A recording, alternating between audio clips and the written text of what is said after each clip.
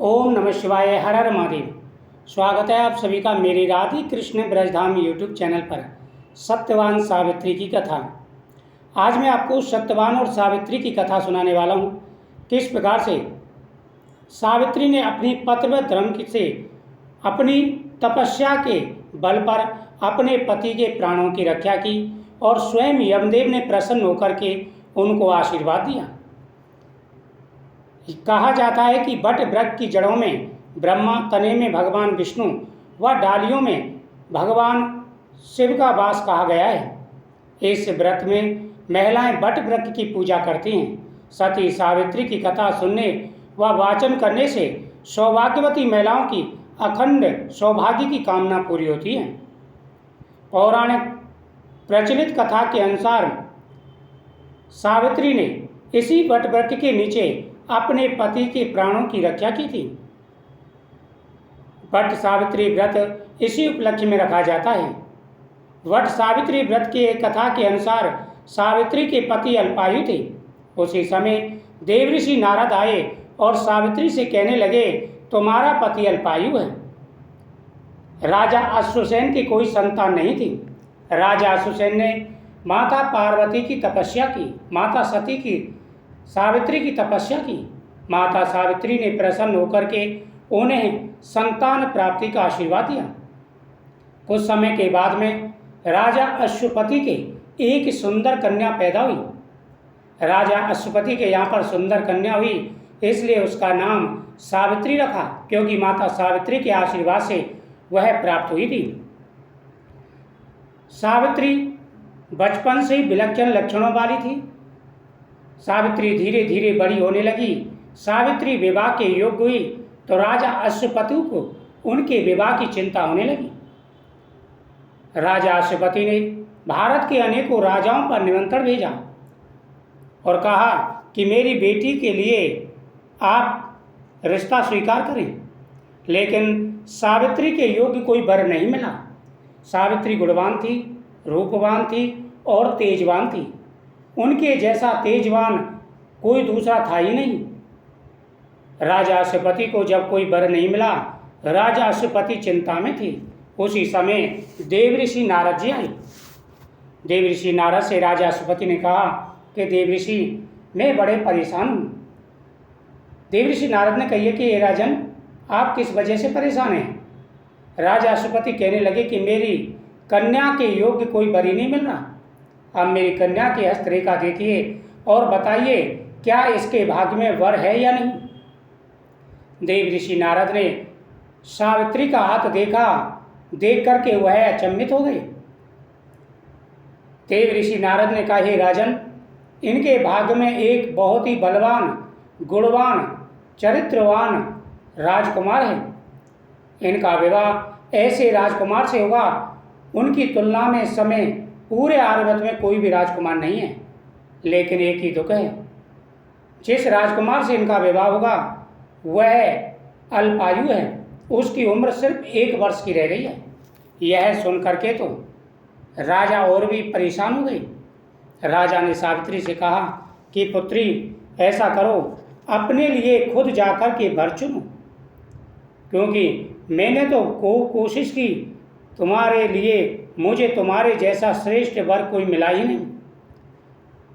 पिता की आज्ञा से सावित्री ने कहा कि पिताजी ठीक है।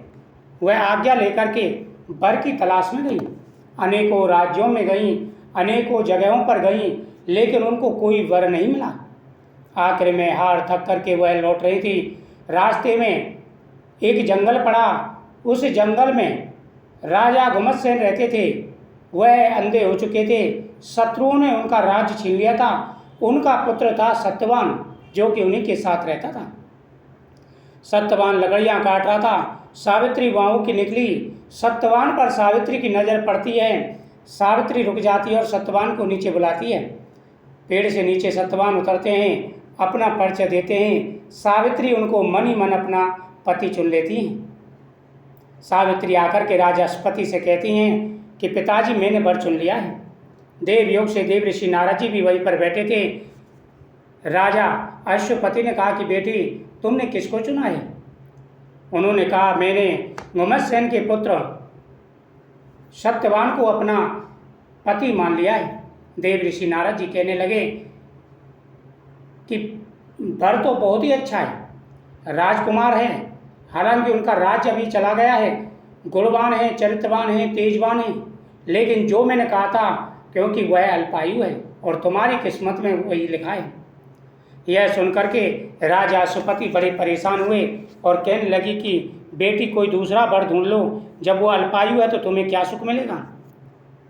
यह सुनकर के सावित्री कहने लगी कि हे पिताजी, अपना वर सिर्फ एक ही बार चुना जाता है, बार बार नहीं।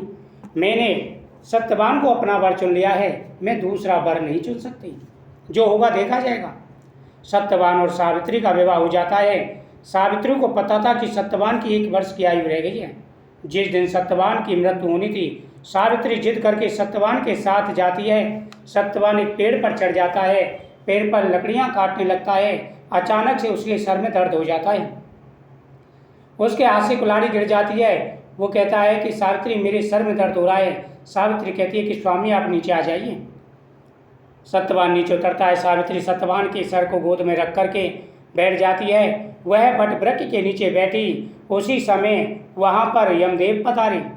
सावित्री पतिव्रता थी, उसने यमदेव को देख लिया और यमदेव सत्यवान के प्राणों को ले जाने लगे। सावित्री अपने तप के द्वारा अपने शरीर को छोड़कर आत्मा के रूप में यमदेव के साथ पीछे पीछे जाने लगी। यमदेव ने पीछे मुड़ करके देखा और कहा कि बेटी अभी तुम्हारी आयु पूरी नहीं हुई है, अभी तुम्हारी आयु पूरी नहीं हुई है। सावित्री कहने लगी जब उसका पति जीवित ना हो तो पत्नी क्या करेगी। यमदेव कहने लगे कि आप ऐसा करिए, पति के बदले में कोई वरदान मांग लीजिए। सावित्री बोली मुझे 3 वरदान चाहिए। यमदेव कहने लगे मांगो क्या चाहिए। सावित्री कहने लगी कि ऐसा करिए, पहला वरदान मुझे दीजिए, मेरे ससुर की आंखें ठीक हो जाएं, उनकी आंखों की रोशनी वापस आ जाए। दूसरा वरदान दीजिए, हमारा जो राज्य छिन गया है, मेरे ससुर का जो राज्य शत्रुओं ने छीन लिया है, वो राज्य वापस मिल जाए। यमदेव तथास्तु कह के आगे चल दिए। सावित्री बोली यमदेव तीसरा वरदान तो दे दीजिए। उन्होंने कहा मांगिए। मान के वरदान दीजिए कि मेरे पति के द्वारा मुझे 100 पुत्रों की प्राप्ति हो। यमदेव ने जल्दी में तथास्तु कह दिया, विचार नहीं किया कि जिसको वो लेके जा रहे हैं वो उसको छोड़ना पड़ेगा। सावित्री पीछे पीछे चल दी। यमदेव ने कहा मैंने तो वरदान दे दिया, पीछे क्यों आ रही हो।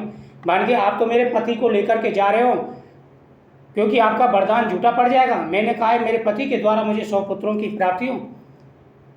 यह सुनकर के यमदेव चकरा गए और सावित्री के ऊपर प्रसन्न हुए और कहा बेटी मैं तुझे आशीर्वाद देता हूँ, आज के बाद में जो भी सुहागिन महिलाएं इस कथा को सुनूंगी और इस व्रत को रखेंगी, उनके पति की आयु लंबी होगी, उन्हें अखंड सौभाग्य प्राप्ति का वरदान प्राप्त होगा। तो तब से ही यह व्रत प्रचलित हुआ और सत्यवान सावित्री की यह कथा सुनने से पति की आयु लंबी होती है, आ रही सारी व्याधाएं परेशानियां दुख दूर हो जाते हैं। ओम नमो भगवते वासुदेवाय नमः।